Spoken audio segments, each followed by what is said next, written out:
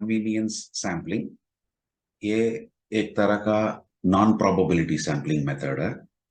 इस मेथड में जो भी जब भी इन्वेस्टिगेटर जो सैम्पलिंग यूनिट्स जो उसको सेलेक्ट करता है, उसमें अपने कन्वीनियंस को ज्यादा देखता है, मतलब अपनी सुविधा को ज्यादा प्रायोरिटी दे देता है। इस मेथड को चंक भी बोलते हैं। एग्जाम्पल के लिए, इन्वेस्टिगेटर चाहता है average weight of an Indian check करना बोल करके, एस्टिमेट करना बोल करके। उसके लिए वो बैंगलोर के अंदर ही जितना भी है लोग, उन्हीं का ही एवरेज वेट ले करके उसको इंडियन पॉपुलेशन का एवरेज वेट बोल करके कंक्लूड करता है। तो एक तरह से देखेंगे तो मोर और लेस सेम ही रहेगा, लेकिन फिर भी मतलब ये कन्वीनियंस ज्यादा प्रेफरेंस है यहाँ पे, बैंगलोर का ही कंसिडर कर करके बाकी सिटीज को या बाकी स्टेट्स को कंसिडर नहीं कर रहा है। तो अपनी कन्वीनियंस को ही वो लेता है, मतलब वो इन्वेस्टिगेटर बैंगलोर में रहता है। तो इसका मेरिट्स जो है, it is useful when the universe is not properly defined, मतलब पॉपुलेशन क्लैरिटी नहीं हो, तब हम इस तरह सैम्पलिंग मेथडोलॉजी को अडॉप्ट कर सकते हैं। और सबसे ज्यादा इसमें बेनिफिट है, टाइम सेव होता है, पैसा सेव होता है, एफर्ट्स भी सेव होता है, मतलब सब कम हो जाता है। तो अनदर मेरिट है पायलट सर्वे, मतलब जो एक्चुअल सर्वे सर्वे करने से पहले एक पायलट सर्वे कंडक्ट करते हैं, जिसके अंदर में वो जो क्वेश्चनर जो भी हम लोग प्रिपेयर करें, उस क्वेश्चनर का मतलब जो है, जो सामने वाला मतलब रेस्पोंडेंट्स जो बोलते हैं, जो हमको जवाब देता है उस क्वेश्चनर का, उनका अंडरस्टैंडिंग और हमारी अंडरस्टैंडिंग इक्वल है या नहीं है, वो मालूम पड़ जाता है पायलट सर्वे कंडक्ट करने वक्त। ताकि उनकी जो समझने का मीनिंग कुछ अलग होता है हमारे से, तो क्वेश्चंस को मॉडिफाई कर सकते हैं वो पायलट सर्वे के बाद, एक्चुअल सर्वे करने से पहले। उस समय convenience sample will be much more easier way of doing it, क्योंकि हम लोग ज्यादा बड़ा से लंबा चौड़ा सैंपल नहीं ले रहे हैं, कन्वीनियंस के हिसाब से सैंपल ले रहे हैं। ये सब इसका मेरिट्स है। अब डीमेरिट्स देखेंगे। सैंपल यूनिट्स और sample items may not truly represent the population, मतलब इस ये वेट का या हाइट का बैंगलोर पॉपुलेशन में be the same like Indian population, but कुछ और चीज होने से बैंगलोर में और बाकी जगह में अलग भी हो सकता है, मतलब sometimes it may not represent the population. The results obtained are often less reliable, क्योंकि हम कन्वीनियंट के हिसाब से सैंपल जब लेंगे तो वो उसका जो रिजल्ट्स हम उससे कंक्लूजन जो करते हैं, वो ज्यादा रिलायबल नहीं रह सकता है। और इसमें पर्सनल प्रिजुडाइस, मतलब अपने हिसाब से ज्यादा चीजें होने का पॉसिबिलिटीज है, और उसकी वजह से अनसेटिस्फैक्टरी रिजल्ट्स भी पॉसिबल है। ये सब इनका डीमेरिट्स है। ये हमारा ब्रीफ है कन्वीनियंस सैंपलिंग क्या होता है बोल करके। जजमेंट सैंपल, ये नाम से ही पता लगता है, इन्वेस्टिगेटर जो है अपनी जजमेंट से सैंपल चुनता है। तो under this method the choice of sample items depends exclusive on the judgement of the investigator. Based on his own choice he tries to select the best representative of the whole population। मतलब ये 10 population units है, उसमें से दो या एक चुनना है। ये अपनी एक्सपीरियंस के हिसाब से, अपनी विचार के हिसाब से उनमें से एक या दो जो भी चाहिए सैंपल वो चुन लेता है। This is also known as purposive and deliberate sampling. तो अभी इसका एग्जाम्पल के लिए देखेंगे तो, if a music teacher must select one student from his school for participation in an inter school competition, he cannot use random sampling method. मतलब मान लीजिए वो जो स्कूल है उसमें 10 स्टूडेंट्स हैं जो म्यूजिक सीखते हैं, तो उनमें से एक को ही चुनना है किसी कंपटीशन के लिए। तो उस समय ये रैंडम सैंपल वगैरह अडॉप्ट नहीं करेगा, मतलब इसमें लॉटरी मेथड वगैरह नहीं अडॉप्ट करेगा टीचर जो है। तो टीचर अपनी एक्सपीरियंस के हिसाब से जो स्टूडेंट ठीक तरह से उस कंपटीशन में पार्टिसिपेट कर पाएगा और जीतने का चांसेस है, उन्हीं को ही चुन लेता वो। In this case he will use his own judgment to select one student from a lot of say 10। तो इस तरह जो सैम्पलिंग मेथड है, ये 10 या 10 से नीचे पॉपुलेशन साइज होता था, ये ज्यादा इफेक्टिव रहता है। ऊपर से वो जो रिसर्चर का जजमेंट एबिलिटी जो है अच्छा होना चाहिए, ताकि ये जो सैम्पलिंग मेथडोलॉजी है वो इफेक्टिव भी रहे। तो इसकी जो मेरिट्स है, it is useful when the personal judgement of the investigator is important. जहां पे पर्सनल जजमेंट मान्य रहता है उसमें ये जरूर कामयाब आता है। It helps in drawing the samples of A small size, मतलब पॉपुलेशन भी कम का रहना हो, सैंपल भी छोटा रहना हो, तब ये जो है सैम्पलिंग मेथडोलॉजी बहुत अच्छा से यूज होता है। It helps in observing some characteristics in detail. अभी जो हमने एग्जांपल लिया म्यूजिक कंपटीशन, तो उसमें वो जो सिंगिंग का कलाकार जो है, वो सिंगिंग एबिलिटी जो ऑलरेडी देख चुके हैं इन्वेस्टिगेटर या म्यूजिशियन, म्यूजिक टीचर जो है, उस हिसाब से उस कैरेक्टरिस्टिक्स को मन में रखते हुए वो चुन लेता है। Demerits, it is not based on probability and hence it does not guarantee accuracy. Sometimes इस तरह जजमेंट करने वक्त पर्सनल बायस या प्रीजुडाइस, मतलब ऑलरेडी मन में रखा हुआ इन्हीं को ही चुनूंगा मैं, और इस तरह चुनने से ये गारंटी भी नहीं करता एक्यूरेसी। वो एक सबसे बड़ा डीमेरिट होता है। लेकिन वो पूरा कैरेक्टरिस्टिक के हिसाब से ही वो चुन लेता, तो ये जो सैम्पलिंग मेथडोलॉजी है ये डेफिनेटली सूटेबल मेथड है पॉपुलेशन साइज कम रहने से और छोटा सैंपल चुनने से। छोटा sample, under this method the items of the population are subdivided into various groups and then a quota, that is number of items to be selected from each subgroup, is fixed.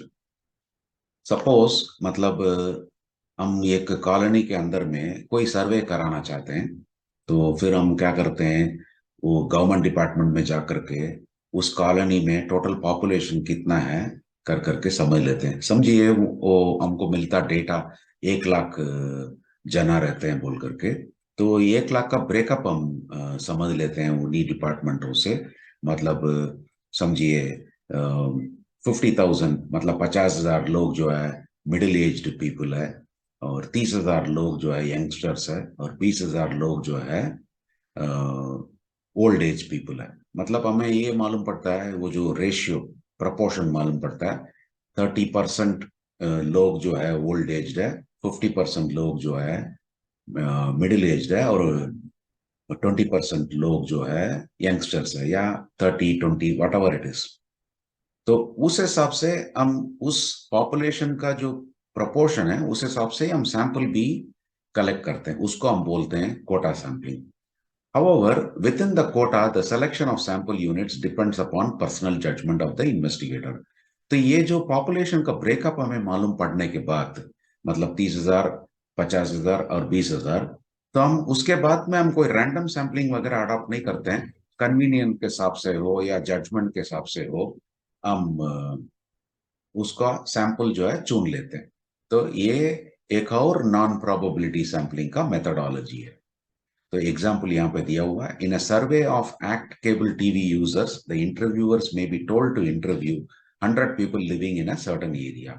Out of these 100, 20% should be senior citizens, 50% should be middle-aged, and balanced youngsters to be 30%.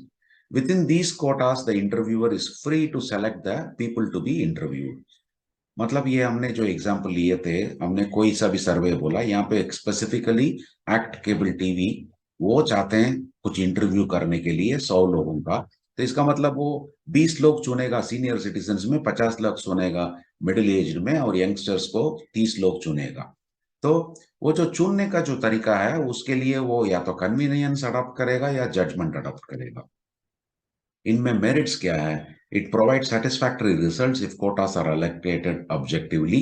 Each part of the population gets representation. Satisfactory results are expected. तो हम सबसे पहला जो population का कोटा समझने के बाद ही sample का कोटा भी उसी तरह रखते हैं, तो डेफिनेटली ऑब्जेक्टिव रहेगा उस हिसाब से, मतलब कोटा फिक्सेशन में ऑब्जेक्टिव रहेगा। और हर एक जो कोटा है, मतलब ओल्ड एज का कोटा, मिडिल एज का कोटा और यंगस्टर्स का कोटा, हर एक कोटा से हम चुन रहे हैं बोले तो हर एक पॉपुलेशन मतलब रिप्रेजेंट करता है उस सैंपल, वो सैंपल जो है पॉपुलेशन का रिप्रेजेंट भी कर जाता है, तो उस हिसाब से हम सेटिस्फैक्टरी रिजल्ट्स को एक्सपेक्ट भी कर सकते हैं। डीमेरिट्स, तो इनमें कन्वीनियंस और जजमेंट आ जाने से थोड़ा पर्सनल बायस भी शामिल रहता है। तो मतलब ये जो मेथडोलॉजी है ये तब सक्सेसफुल रहेगा वो जो इंटरव्यू जो करता है वो सबसे बेस्ट ट्रेनिंग उसको दिया गया हो, मतलब वो प्रॉपरली ट्रेन्ड हो, तब जाकर के ये अच्छी रिजल्ट्स दे सकता है। ये है हमारा quota sampling. Snowball sampling, it is a non-probability sampling method where new units are recruited by other units to form part of the sample. It is also known as chain sampling or network sampling or referral sampling. It begins with one or more study participants. It then continues based on referrals from those participants. This process continues until you reach the desired sample size. तो यहाँ पे एक picture है जो snow mountain है, उसमें से जब सन आएगा मतलब धूप आएगा तो वो जो स्नो है जो भी वो रोल होकर के नीचे गिरता है। जब वो रोल होकर के नीचे गिरता है, ये जो बॉल का साइज है वो थोड़ा थोड़ा कर करके बड़ा हो जाता है। तो ये जो स्नो बॉल सैम्पलिंग है वो बिल्कुल उसी तरह प्रोसेस में है। मतलब एक एग्जांपल के लिए लें तो एक कंपनी समझ लें वो एक न्यू प्रोडक्ट डेवलप कर रहा है based on one customers requirement. एक कस्टमर का रिक्वायरमेंट का अगेंस्ट वो न्यू प्रोडक्ट डेवलप कर रहा है।